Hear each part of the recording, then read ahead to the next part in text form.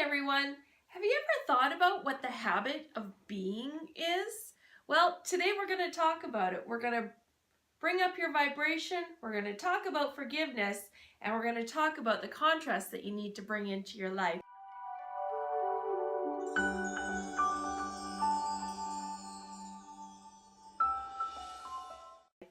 Hi there, I'm the Healing Guide, Carol Serby. Thank you so much for joining me here today. So today we're talking about the habit of being. What the heck does that mean? Well, in order to maintain a habit around being, there's a couple of different things that you have to tangibly and authentically think about and work into your day-to-day structure. So the first one would be to work on raising your vibration. Now, one of the really great ways to do this is to set aside time for meditation.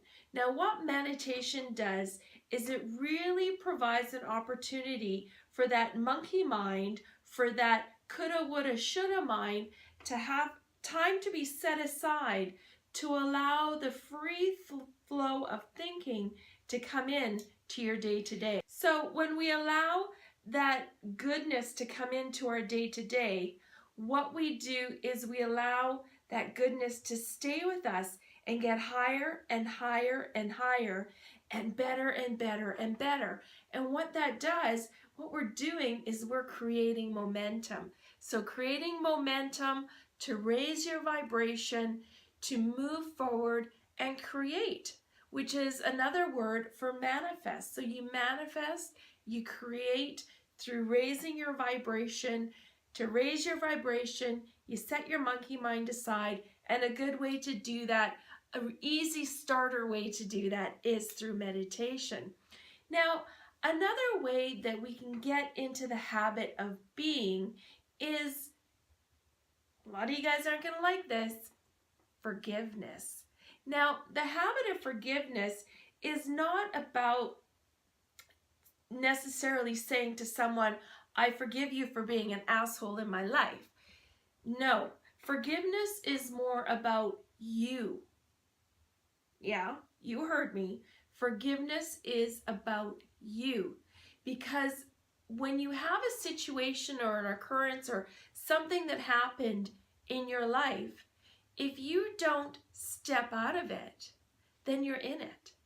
And you're in it all the time. It becomes this quagmire that it's like getting stuck in a mud puddle. It's this quagmire that you cannot get out of. And you know what it's like when you're stuck in a mud puddle. If you've ever gone 4x4 and you get stuck in the mud, what is it?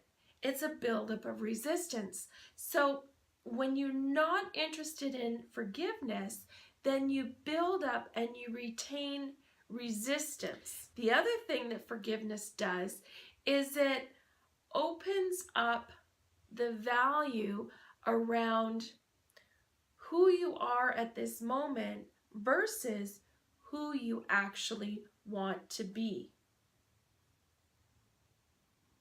So where you really are as opposed to where you want to go. In order to be able to move forward and go where you want to go, you've got to get out of that quagmire of that mud puddle that you're stuck in. So, I have a question for you when it comes to forgiveness. Have you, first of all, do you have something that's happened in your life that you need to forgive somebody else for? If you're like the average person, the answer is yes. Okay, so that being answered, perfect. Now, are you ready to forgive them for their actions? Some of you are going to say yes, and some of you are going to say no. But that's not the real point, okay? The point is, can you forgive yourself for your contributions in allowing whatever that action, that activity was?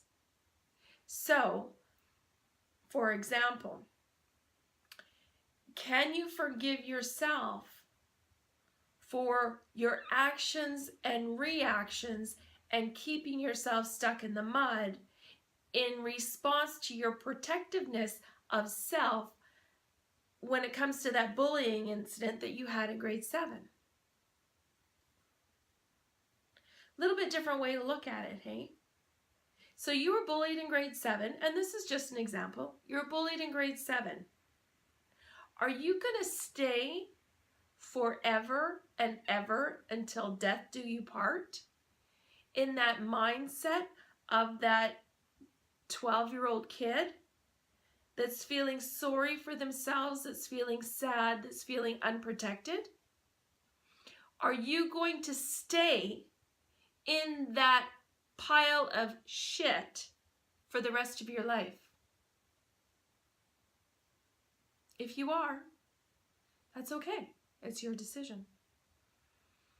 If you say right now, no damn way am I going to do that, then you are ready for forgiveness.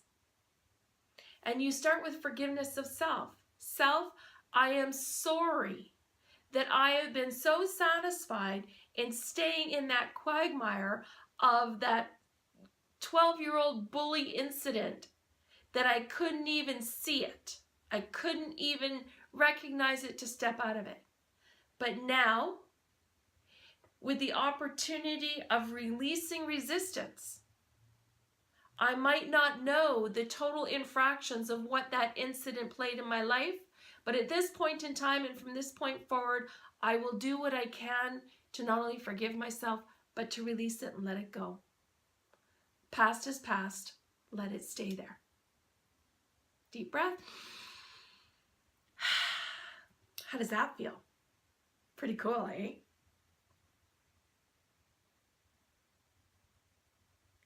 So in doing forgiveness, the next part is to realize the contrast in your life, okay? So contrast, what is that? Here, there, up, down, black, white, red, blue, okay? Contrast. So the contrast is to realize the difference of where you are to where you want to be.